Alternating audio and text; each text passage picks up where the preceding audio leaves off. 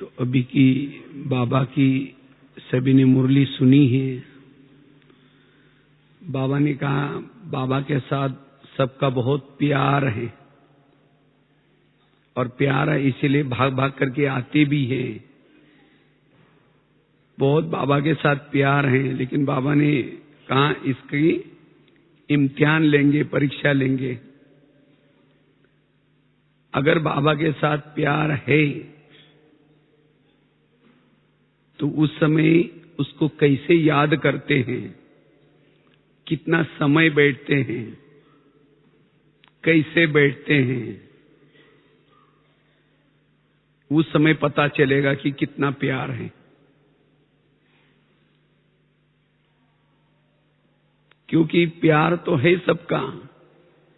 जैसे दुनिया में भी कहते ना, हम भगवान को मानते हैं, गीता को मानते हैं, लेकिन गीता की नहीं मानते, क्या फायदा उसका। भगवान को मानते हैं लेकिन उसकी नहीं मानते। इसी तरह हमारा भी बाबा से प्यार है, बाबा को हम बहुत मानते हैं, लेकिन वो तब पता चलेगा हम बाबा को कितना याद करते हैं और कैसे याद करते हैं। तो इसलिए हम जब याद में बैठते हैं वो कैसे बैठते हैं और कितना समय बैठते हैं, वो महत्व का है। क्योंकि जब तक हमारी याद की यात्रा यथार्थ ना हो तब तक उसकी जो प्राप्ति है, अनुभव है, वो नहीं होगा।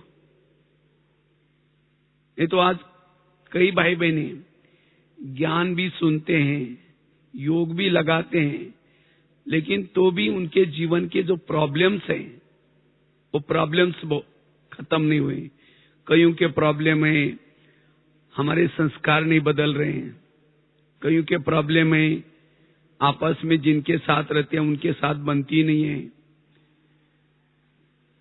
पुराने संस्कार कभी जागृत होते हैं, निगेटिव संकल्प चलते हैं। तो ये प्रॉब्लम का कारण है याद की यात्रा की कमी।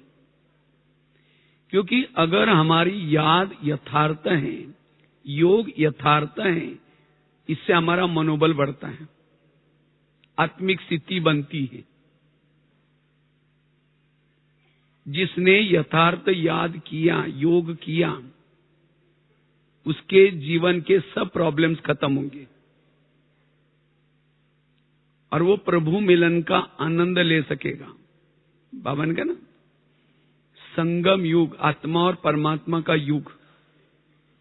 अगर इसकी महिमा गाओ या उसकी महिमा सुनो तो आंख गीली हो जाएगी, इतनी उसकी महिमा है।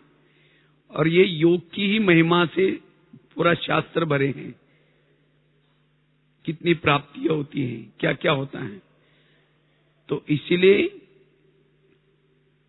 हमें जब भी योग का अभ्यास करते हैं, कितना समय बैठते हैं और कैसा बैठते हैं, बुद्धिमान कहां लगती है, वो बड़ी महत्व की है। उसी के आधार से हमारी आत्मा की बैटरी चार्ज हो जाती है। और जिसने आत्मा की बैटरी चार्ज की, यथार्थ योग किया, उसको अति इंद्रिय सुख मिल जाता है। और जिसने याद के द्वारा अति इंद्रिय सुख की अनुभूति की, उसके मन में ऑटोमेटिकली बेहद का वैराग आएगा, विकारों से वैराग आएगा, पुराने संस्कारों से भी वैराग आएगा। जैसे कोई अगर जिलेबी खाता है, अगर उसके सामने मुरमुरा रखो फीका लगेगा। इसी तरह हमारा बाबा से प्यार है, हम योग करते हैं तो भी संस्कार मुझे अपनी तरफ खींच लेते हैं, हम संस्कार के वश हो जाते हैं। इसका मतलब वो योग यथार्थ नहीं है, वो योग में कोई ना कोई प्रॉब्लम है। जिसको आजकल बाबा कहते हैं ना, दिल में किसको बिठाओ, बाबा को। बाप के दिल में बच्चे, बच्चों के दिल में बाप। तो बाप के दिल में तो हम है, लेकिन हमारे दिल में भी कौन चाहिए? बाबा। दिल को दूसरे शब्द में बुद्धि भी कहते हैं। अब हमारे बुद्धि में कुछ भी ना हो, जैसे अर्जुन ने जब अंत समय 18 दिन का ज्ञान सुना, उसके बाद समझ लिया। पहले तो बहुत क्वेश्चन किया, ये कैसे हो सकता है, ये कैसे हो सकता है, लेकिन लास्ट में जब पहचान लिया, तब जाकर के क्वेश्चन करना बंद करता है और प्रभु के शरण में आकर के कहता है प्रभु प्रभु करके मगन हो जाता है। इसी तरह अभी हमारा समय क्वेश्चन करने का, ये क्यों होता है, कैसे होता है, ऐसा क्यों होता है, ये क्वेश्चन करने का समय नहीं है। अब समय है अपनी बुद्धि में जो भी कुछ बातें हैं उसको निकाल करके एक बाबा को बुद्धि में बिठाना। अगर मेरे दिल में, मेरे बुद्धि में बाबा के सिवाय कहीं और बैठता है, मेरे बुद्धि में कुछ और बातों का प्रभाव है, बुद्धि इधर उधर जाती है, तो मेरी नॉलेजफुल स्थिति की कमी है। अभी तक नॉलेज को मैं समझा नहीं।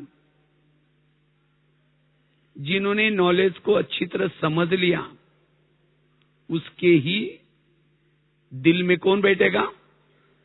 बाबा। और जहां दिल में बाबा है वहां प्रॉब्लम नहीं है।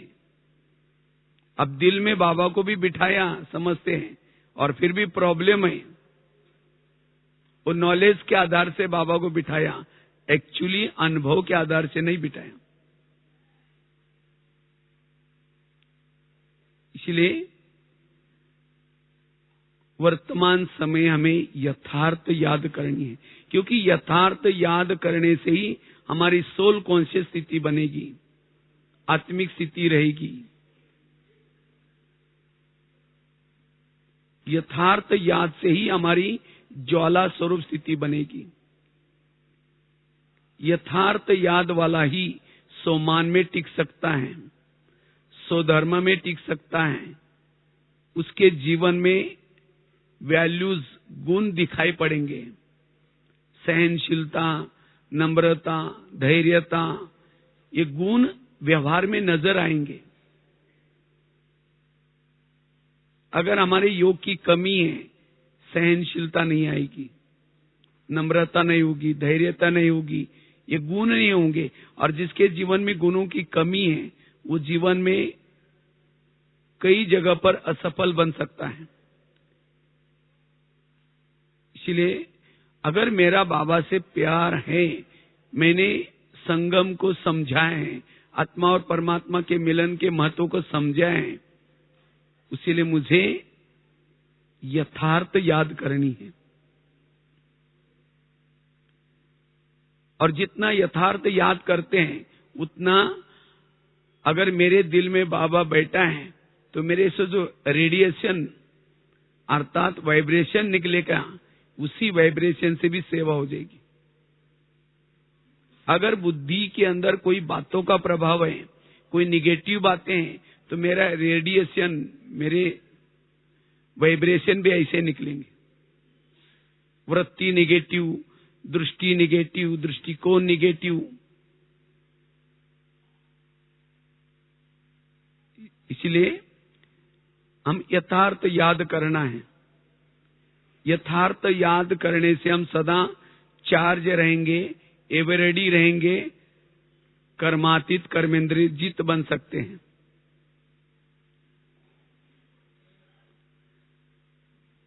लेकिन याद का आधार है बुद्धि, याद का मूल आधार है बुद्धि। जिन्होंने बुद्धि को अच्छी तरह समझ लिया, वही यथार्थ याद कर सकता है। बुद्धि विजन की भाषा जानती है, दृश्य की भाषा। जिसके दिल में बाबा बैठ जाए, उसको एक बाबा के सिवाय और कुछ भी नजर नहीं आएगा। उसके संकल्प भी वही चलेंगे, वाणी भी वही निकलेगी, उसका ठिकाना निशाना भी वही रहेगा, और कोई उसका निशाना नहीं होगा। इसलिए हमें बुद्धि को समझना जरूरी है।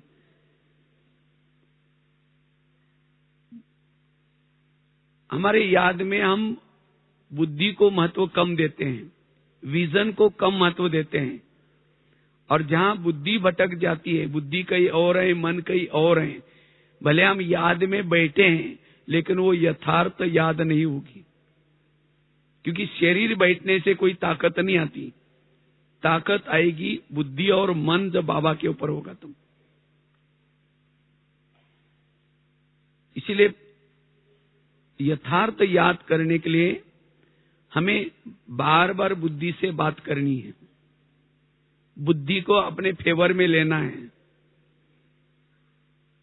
और जिसको अपनी बुद्धि फेवर में है, जिसकी बुद्धि फेवर में है, बुद्धि जिसको सहयोग करेगी वही याद की यात्रा कर सकता, क्योंकि जहां ध्यान है वहां मन है। अगर मेरे ध्यान में कोई बातों का प्रभाव है, कोई व्यक्ति का प्रभाव है, कोई वस्तु का प्रभाव है, कोई प्रकार के शौक है, अन्य प्रकार के शौक, अनेक प्रकार की इच्छा है, तो बुद्धि वही जाएगी। जहां बुद्धि जाएगी मन भी वही जाएगा। भले हम योग में बैठे हैं लेकिन तो भी वो असली योग नहीं है। और ऐसा जब हम योग करते हैं उसे वो सोल कॉन्शियस स्थिति, आत्मिक स्थिति नहीं बनती, और इसीलिए योग करने के बाद भी हमारे जीवन में प्रॉब्लम रहते हैं। हम कहते अतीन्द्रिय सुख नहीं मिलता, या संस्कार नहीं बदलते, एक दूसरे की कमी कमजोरी दिखती है, क्योंकि जब हम याद में बैठे थे उस समय बुद्धि बाबा के तरफ नहीं थी, बुद्धि के ऊपर और बातों का प्रभाव था। इसलिए हमें ज्ञान के आधार से, इसलिए पिछले मुरली में भी बाबा ने स्टडी के ऊपर बहुत महत्व दिया था। विद्यार्थी जीवन, जितना हम स्टडी करते हैं, मुरली को अच्छी तरह समझ लेते हैं, उतना बुद्धि के ऊपर जो बातों के प्रभाव हैं वो प्रभाव से मुक्त बन सकते हैं। अगर नॉलेजफुल स्थिति कम है तो उन प्रभावों से हम मुक्त नहीं बन सकेंगे, हमारे अंदर वो वैरागी अवस्था नहीं बन सकती। इसीलिए नॉलेज को समझने से बुद्धि का भटकना बंद हो जाता है। इसलिए हमें स्टडी करना, मुरलियों की स्टडी करना, मनन चिंतन करना, उसको बार बार ज्ञान को बुद्धि में दोहराना जरूरी है, ताकि बुद्धि और प्रभाव से मुक्त बनेगी।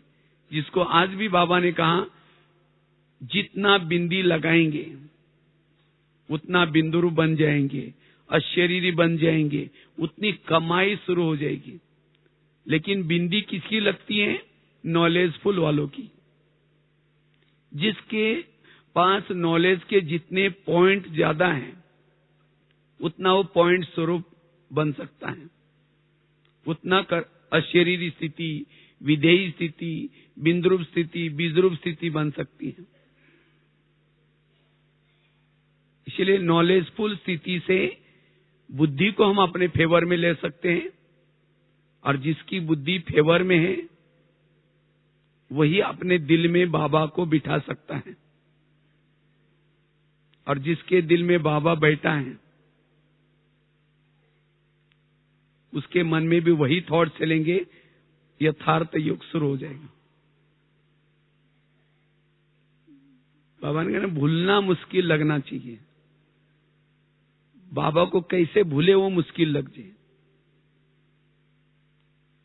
इसलिए वर्तमान समय हमारी स्थिति ज्वाला स्वरूप, क्योंकि हमारे ज्वाला स्वरूप स्थिति से, हमारे स्थिति से ही दुनिया की परिस्थितियां ठीक हो सकती हैं।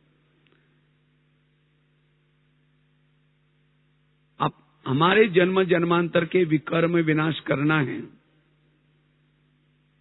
भविष्य के लिए आत्मा को चार्ज करना है यथार्थ योग से।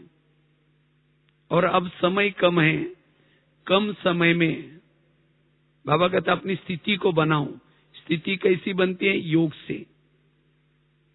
इसलिए बाबा ने कहा कितना समय बैठते हैं और कैसे बैठते हैं वो महत्व का है।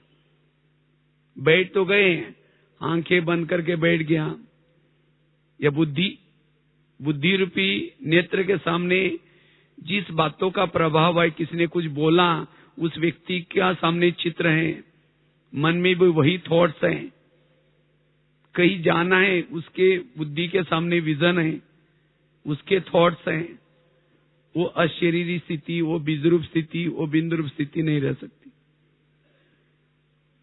इसलिए हमें याद की यात्रा यथार्थ करनी है। उसके लिए बुद्धि को पहले हमें क्या करना है? प्रिपेयर करना है। जब भी योग के लिए बैठते हैं, बुद्धि से बातें करते आना है कि बुद्धि, अब हमें बाबा के पास जाना है, अब इस आधा घंटे में केवल बाबा को ही देखना है, तुम्हें कहीं और इधर उधर नहीं जाना है। और बुद्धि के सामने जहां जाना है, परम धाम में जाना है, परम धाम का विजन। हम जब भी बैठते हैं बिना विजन का बैठ जाते हैं और थॉट्स देते हैं, मैं आत्मा हूं, शांत स्वरूप हूं, शक्ति स्वरूप हूं, प्रेम स्वरूप हूं। जब थॉट्स देना बंद करते हैं तो जिस बातों का प्रभाव है उसके थॉट्स आना शुरू हो जाते हैं। फिर हम सोचते ये क्या हो गया, फिर दोबारा शुरू करेंगे, मैं आत्मा हूं, शांत स्वरूप हूं। और ऐसा ही आधे घंटे का हमारा युद्ध में चला जाता है, और जिसके कारण वो अशरीरी स्थिति का अनुभव, वो विधेयी स्थिति का अनुभव नहीं होता। अगर जिसका बैठक योग ठीक नहीं है, चलो 2 मिनट,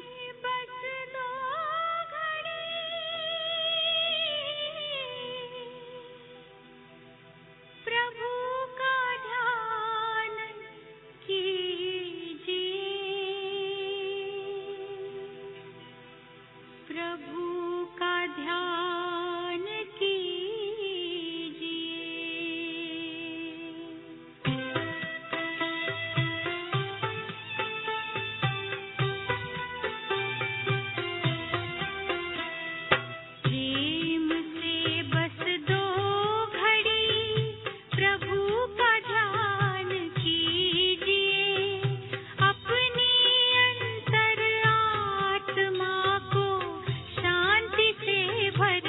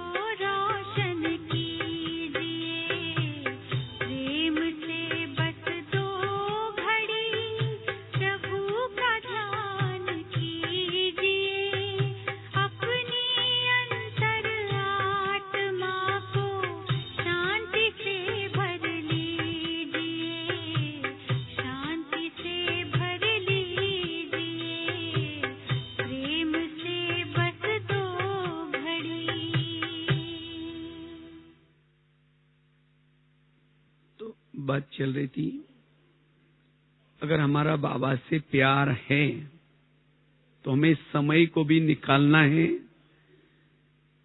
जो बैठ करके बाबा ने जो टाइमिंग फिक्स किए हैं उसी समय भी हमें याद करनी है, कर्म योगी भी बनना है। तो जितना हम बैठ करके योग करते हैं उतना कर्मों में अच्छी तरह योग लगेगा। अन्यथा हम बिजी रहेंगे, केवल बिजी रहेंगे, लेकिन अगर बैठ करके योग नहीं करेंगे तो कर्मों में वो इतना अच्छा योग की स्थिति नहीं रहेगी। फिर कर्मों की बातें, कर्मों में कुछ ऐसी वैसी बातें देखते उसका चिंतन पर चिंतन चलता रहता है। और इसीलिए जो भी हमारे जीवन में कुछ वैल्यू दिखने चाहिए, सहनशीलता, नम्रता, धैर्यता, ये हमारे व्यवहार से दूसरों को जो बाबा के गुण दिखने चाहिए वो नहीं दिखेंगे। फिर लोग कहेंगे ज्ञान में चलते हैं, पता नहीं फिर भी इनका व्यवहार, फिर लोग हमारे से किनारा करेंगे, हमें बात करना पसंद नहीं करेंगे। और हम भी, क्योंकि हम बाबा को दिल में नहीं बिठाए हैं या योग की यात्रा ठीक नहीं कर रहे हैं। इसीलिए अगर जितना हम बाबा के याद में रहते हैं उतना ही हमारे व्यवहार में बदलाव आएगा। ज्ञान से बदलाव नहीं आएगा, लेकिन जितनी हमारी आत्मिक स्थिति रहेगी उतना हमें अतीन्द्रिय सुख रहेगा, उतना हम और बातों के प्रभाव में नहीं आएंगे।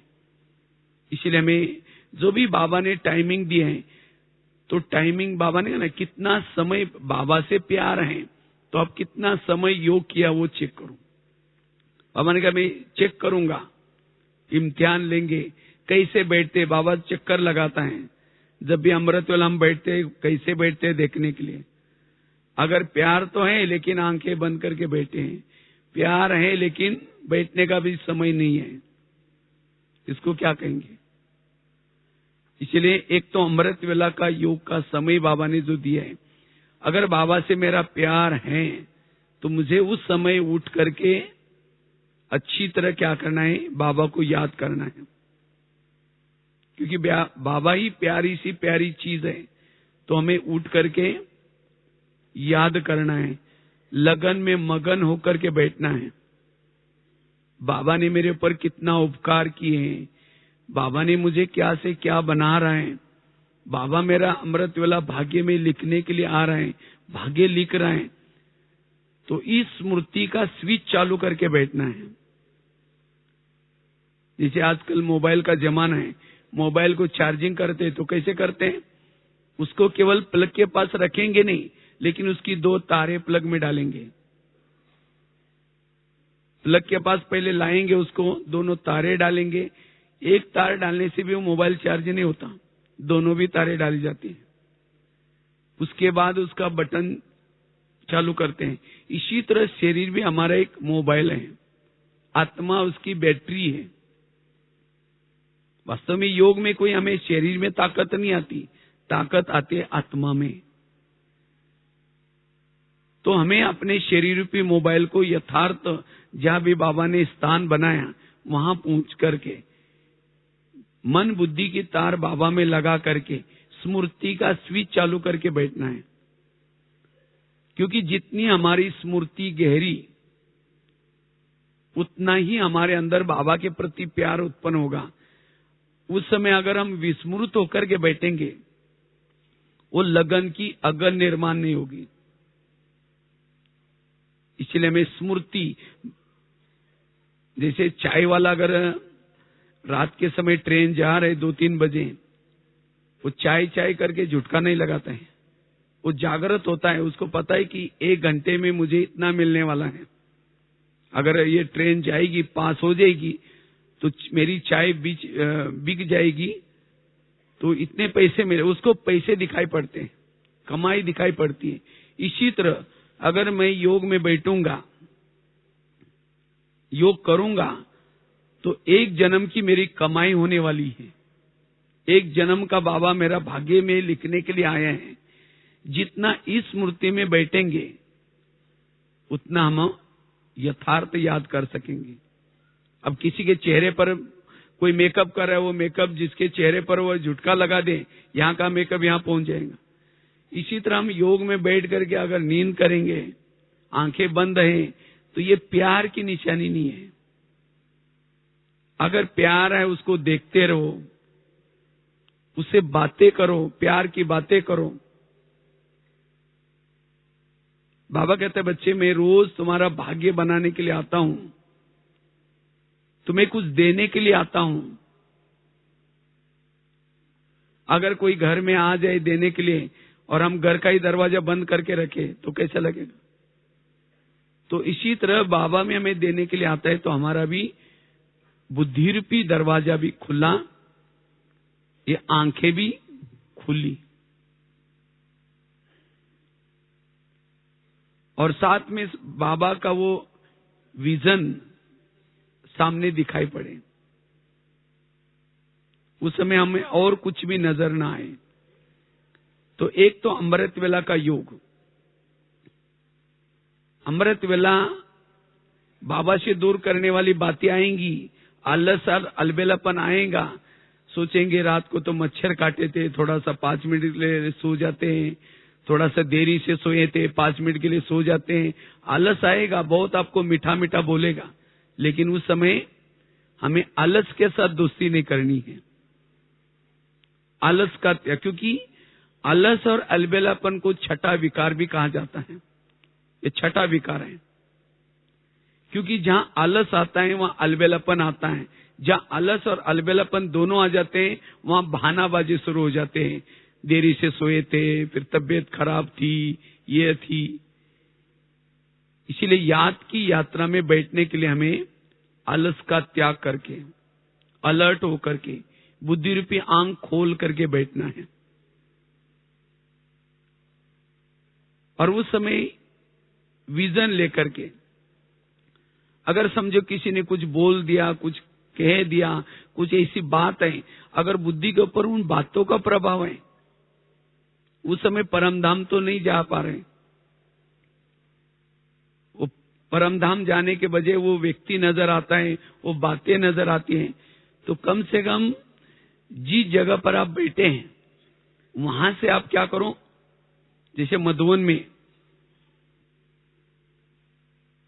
में कैसे आए थे, कैसे बस में सेंटर पर गए, फिर सभी संगठन के साथ आए, फिर उसके बाद आबू रोड में आए, फिर उसके बाद यहाँ से रिफ्रेश होकर के फिर कैसे यहाँ क्लास, इन बातों को भी याद करेंगे। बाबा ने कहा ना, ये जो साकार मिलन है उसको भी याद करो।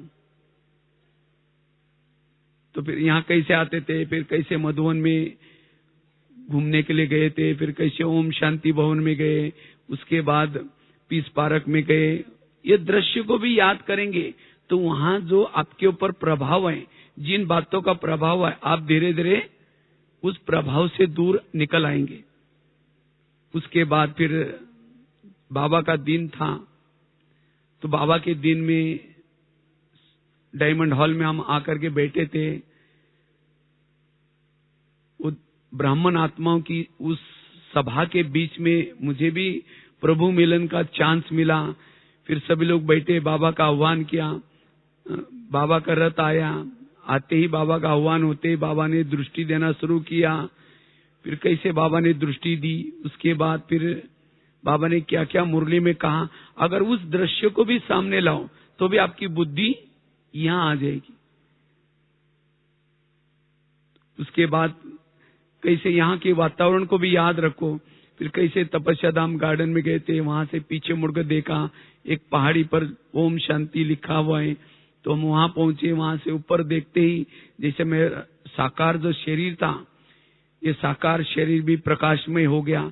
उसके बाद हम ऊपर उड़ते हुए जा रहे हैं, और जाते ही जैसे अव्यक्त वतन में ब्रह्मा बाबा बैठे हैं, ब्रह्मा बाबा में नजदीक जाते ही खड़े हो गए।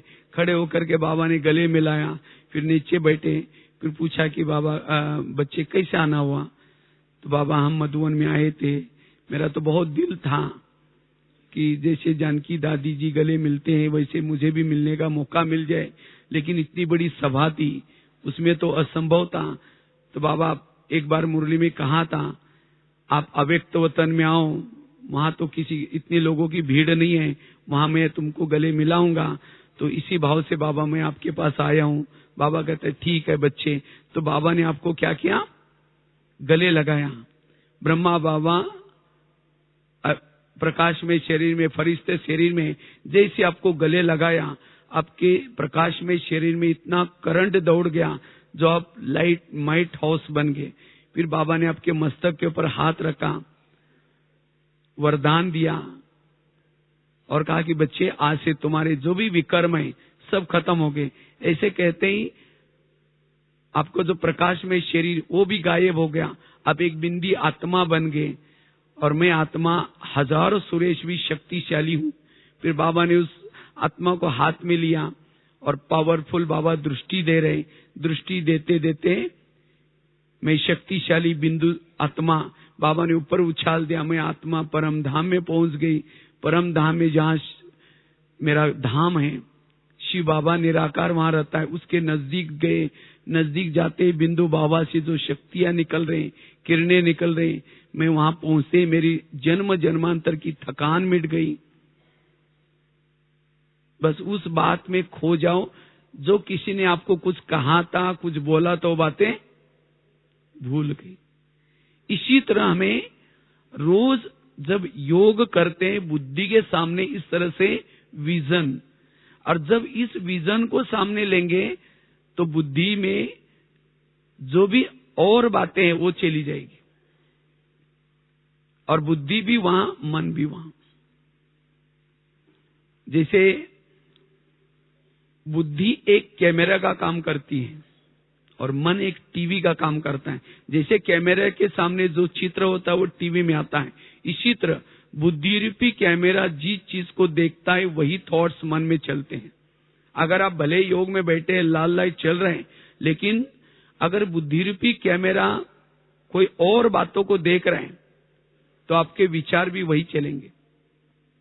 वो यथार्थ योग नहीं है। तो ऐसे हम योग में जब यथार्थ योग करेंगे तब हमारी अशरीरी स्थिति बनती रहेगी, विधेयी स्थिति बनती रहेगी, फरिश्ता स्थिति बनती रहेंगी।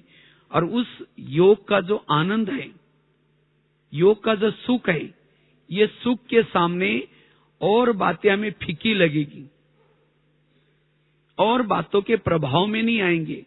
अगर कुछ बातें हो भी जाएंगी हम कहेंगे छोड़ दे, जाने दो, उन बातों के टू मच में नहीं जाएंगे। हमारा समस्या का ऑटोमेटिकली समाधान हो जाएगा। इसलिए हमें यथार्थ याद करने। तो एक तो हमें बाबा ने कहा कितना समय बैठते वो चेक करो। एक तो अमृत वेला का समय, उसके साथ साथ बाबा से प्यार है तो हमें क्या करना है, क्लास के पहले भी आकर के आधा घंटे का योग जरूर करना है। अगर बाबा से प्यार है, बाबा से मुरली से प्यार है, तो क्लास में भी डेली आकर के हमें आधा घंटा योग करके फिर मुरली सुननी है। क्योंकि मुरली की बातें को समझने के लिए, मुरली की गहराई को समझने के लिए योग करके मुरली जब सुनते हैं तब वो बातें समझ में आती हैं, वो बातों की गहराई समझ में आती है, मन एकाग्र हो जाता है। अगर सवेरे सवेरे ये 3 बातों का हम पुरुषार्थ करते हैं, इसे सहज ही सारा दिन हम कर्म योगी स्थिति में रह सकेंगे। कर्मों में जो भी ऊपर नीचे कुछ बातें हो भी जाते हैं तो भी मन एकाग्र रहेगा। हम अपने स्वमान में रह करके उन बातों का सामना कर सकेंगे। हम अपने स्वधर्म में टिक सकेंगे, आत्मिक स्थिति में रह सकेंगे। अगर सवेरे सवेरे 3 बातें हमारे चाहिए। एक तो बताया अमृत वेला का योग, क्लास के पहले का योग और मुरली को ध्यान से सुनना। उसके साथ साथ नुमा शाम का समय, नुमा शाम के समय भी बैठ करके हमें, अगर बाबा से मेरा प्यार है तो नुमा समय शाम 6:30 से 7:30, ये भी योग का टाइम है। अगर नहीं टाइम मिलता तो भी बुद्धि हमारी ऑटोमेटिकली, अगर कई बार क्या होता है, कोई ऐसा कारोबार रहता है, कोई बात नहीं, लेकिन जब फ्री हैं हम बैठ करके उसी समय, चाहे 1 घंटा नहीं मिलता तो आधा घंटा, क्योंकि योग में ज्यादा कमाई है। योग की कमाई और कार्य से भी ज्यादा है। तो इसीलिए हमें स्वयं अपने आप को एडजस्ट करके उन्नुमा शाम का समय और रात को सोने से पहले थोड़ा सा योग करके, क्योंकि सोने से पहले जितना हम योग करते हैं उतना सारा दिन का जो थकान है, सारा दिन को जो बुद्धि के ऊपर बोझ है, वो बोझ हमारा खत्म हो जाता है, और ताकि अमृत वेला अच्छी हो जाएगी। लेकिन सोने से पहले अगर हम कमजोर अवस्था में सो जाते हैं, आज तो सारा दिन बहुत थक गए, घर में मेहमान आए थे, पता नहीं मेरी नींद खुलेगी नहीं खुलेगी, बाबा प्लीज मुझे जरूर आप जगा देना, फिर मैंने दिन में रेस्ट ही नहीं किया था, तो ऐसे ऐसे कल सवेरे उठना भी है, फिर इतने ढेर बर्तन भी मांजना है, फिर ये भी करना है, फिर उसने ऐसा बोला वैसा बोला। इस तरह से सारा दिन का अगर चिंतन करके सोएंगे तो अमृत वेला बाबा तो उठा तो देगा, लेकिन उठाने के बाद घड़ी में देखेंगे अभी तो 4 को 5 मिनट कम है, फिर सोचेंगे थोड़ा और 5 मिनट के लिए सो जाते हैं। 5 मिनट के लिए गए, 5 बजे का पता भी नहीं चलेगा। अच्छा उठ भी गए तो भी थकान महसूस करेंगे। क्यों? सोने से पहले योग नहीं किया। इसलिए सोने से पहले योग करके, हो सका तो अगर कोई अव्यक्त वाणियों की थोड़ी सी पॉइंट्स पढ़ करके अगर सोएंगे, अमृत वेला बहुत अच्छी हो जाएगी। क्योंकि सोने की पहली की बेला जितना जिसकी अच्छी बना करके सो जाते उतना अमृत वेला। नहीं तो कई कहते हैं अमृत वेला हम उठते हैं लेकिन नींद आती है, अमृत वेला उठते हैं लेकिन ठीक नहीं होता। इसका मतलब सोने से पहले वो फाउंडेशन नहीं बनाते। इसलिए सोने से पहले हमें अमृत वेला का फाउंडेशन बना करके फिर सोना है। अमृत वेला है सारा दिन का फाउंडेशन, कर्म योगी बनने का साधन, लेकिन अमृत वेला का फाउंडेशन है सोने की पहली की बेला और सारा दिन के ट्रैफिक कंट्रोल। ये जो बाबा ने बैठने के लिए जो समय दिए हैं, अगर हम 2-3, वैसे तो बाबा कहते हैं बच्चे रोज का 4 घंटे का चार्ट होना चाहिए, तो 4 नहीं तो कम से कम अगर हम 2 घंटा भी बैठ करके समय निकाले, क्योंकि बाबा के साथ मेरा प्यार है, उसकी निशानी है टाइम निकालना, और टाइम निकालना जरूरी है। और जब उसके बाद फिर चेक करना है कि हमारी बुद्धि कहाँ गई, मन कहाँ गया। और इस तरह से अगर हम यथार्थ योग करेंगे, विधि से बैठेंगे, तो जो हमारी स्थिति बननी चाहिए वो स्थिति बनेगी। क्योंकि आगे चल करके परिस्थितियां बहुत आएंगी, बातें बहुत आएंगी, स्थिति के द्वारा ही हम विजयी बन सकेंगे। अभी तक हम ज्ञान के आधार से चल रहे हैं, लेकिन अब हमें अनुभवी बनना है, अनुभव के आधार से चलना है। अनुभव वाला हिलेगा नहीं। तो जिन्होंने योग का अभ्यास किया है, योग के प्रयोग किए हैं, योग के आधार से अपनी बुद्धि को प्रभाव में लाए हैं, योग के आधार से बाबा को अपने दिल में बिठाया है, वो कर्म योगी बन सकता है। वो कभी नहीं कहेगा मुझे मेरा टाइम वेस्ट हो जाता है। वो सदा ही बाबा के लगन में मगन है, और ऐसी आत्मा जन्म जन्मांतर के अपने विकर्मों का बोझ कम कर सकेंगी। वो ना स्वयं के लिए प्रॉब्लम, ना अन्य लोगों के लिए प्रॉब्लम बनेगी।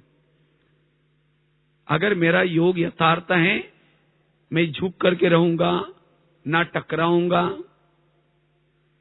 ना व्यर्थ चिंतन करूंगा, ये उसकी अवस्था रहेगी। इसीलिए अब मुझे इस 2016 में अगर 16 कला संपन्न बनना है, ये साधना के लिए टाइम निकालना है। और इसीलिए बाबा कहते बच्चे यथार्थ योग करना है। पहले तो हमें टाइम फिक्स करना है कि हमें बैठ करके करना है, स्थिति को बनाना है। लेकिन इसके लिए कुछ धारणाएं जरूरी है। वो हमारे दिल में बाबा बैठा रहे, या मेरी बुद्धि एक बाबा के प्रभाव में जाए, अन्य बातों के प्रभाव में न जाए। उसके लिए एक 3-4 बातों की धारणा। सबसे पहली धारणा है हमारी बुद्धि, हमारा दिल सच्चा दिल हो, साफ दिल हो और रहम दिल हो। अगर दिल में कुछ किसी के लिए कुछ नफरत है, घृणा है, किसी की चिंतन व्यर्थ चिंतन है, अगर बुद्धि में कुछ व्यर्थ भावना है, ऐसी बुद्धि बाबा के तरफ प्रभावित नहीं होगी। उन बातों के तरफ अब मुझे क्या करना है, किसके लिए कैसा नीचे दिखाना है, किसके लिए किसके क्या अवगुण देखे, उसका ही चिंतन चलता रहेगा। इसलिए अब हम अपने बुद्धि को स्वच्छ रखना है।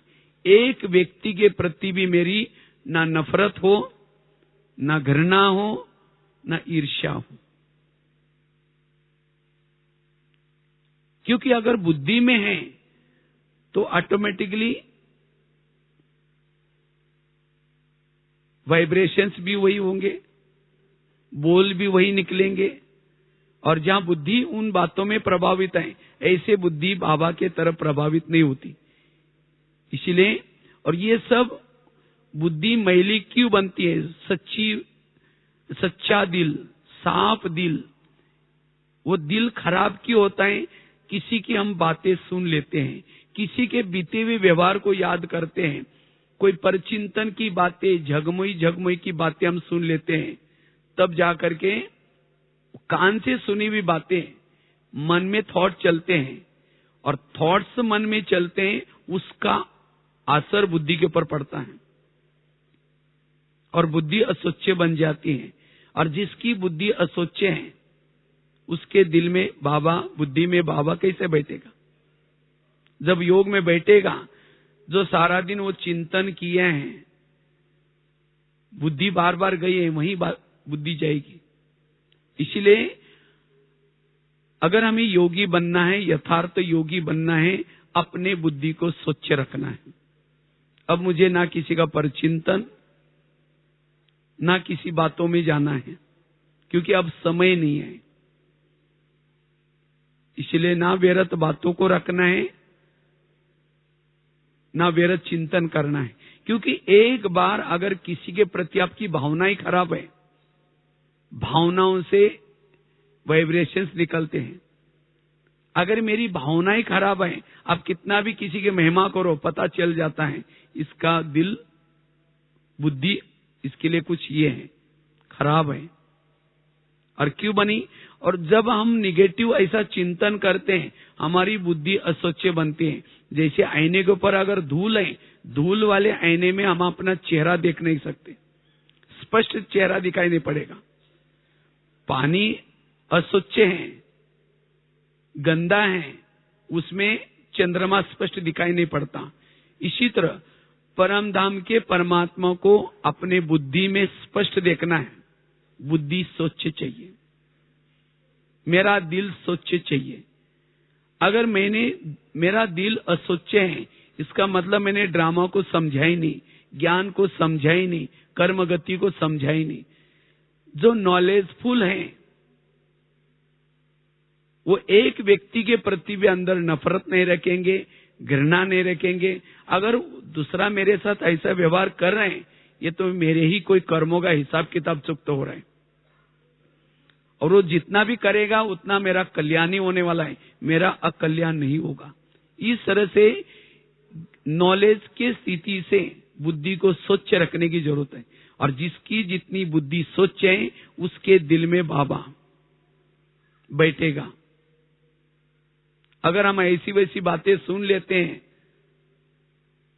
कहते हैं ना, अंदर एक मुख में राम बगल में छुरी, ऐसी स्थिति होगी।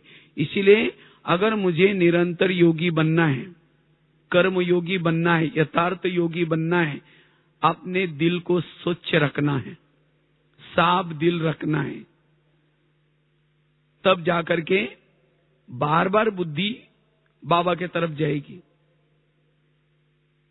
अगर बाबा के साथ मेरा प्यार है, तो ये ड्रामा से भी मेरा प्यार चाहिए, ब्राह्मण परिवार से भी प्यार चाहिए।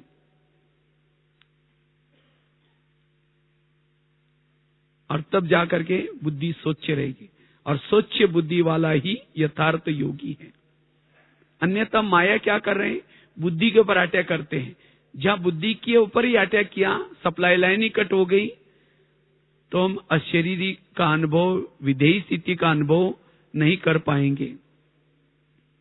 क्योंकि जहां भावनाएं खराब है वहां निगेटिव सोच है, दृष्टिकोण निगेटिव है, दृष्टि भी निगेटिव है, व्यवहार भी निगेटिव है।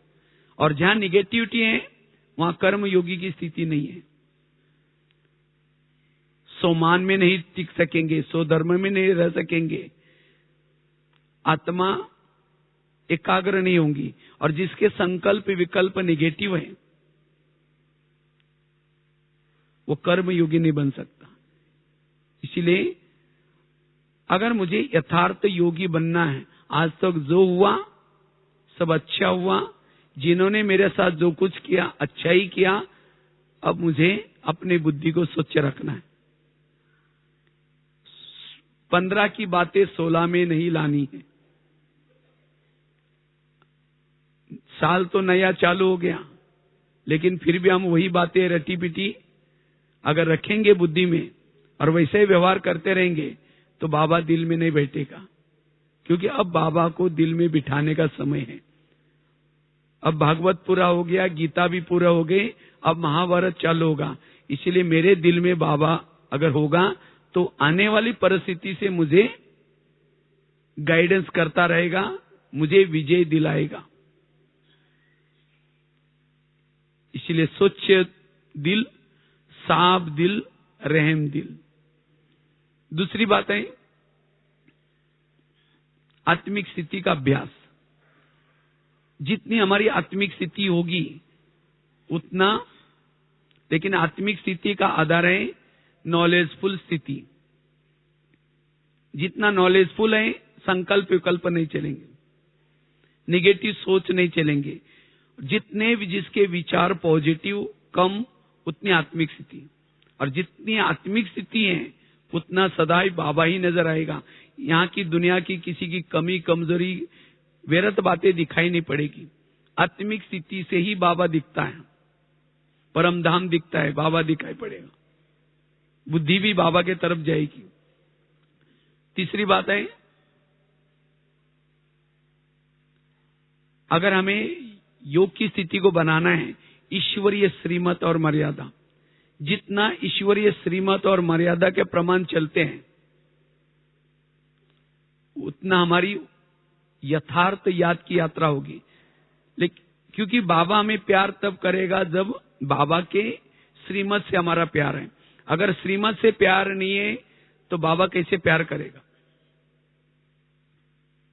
कई कहते हम बाबा को मानते हैं लेकिन बाबा की बातों को नहीं मानेंगे तो फिर यथार्थ याद नहीं कर पाएंगे। और साथ में निरहंकारी स्थिति। जितना हम निरहंकारी रहेंगे, क्योंकि कभी कभी सेवा करते करते बाबा तो बैकबोन होकर के हमारे से बहुत सारा कार्य कराता है, लेकिन जब करते हैं तब कभी कभी कर्ता भाव जागृत हो जाता है और सदा मैं करते रहते हैं। जब मैं करते रहेंगे तो बाबा क्या हो जाता है?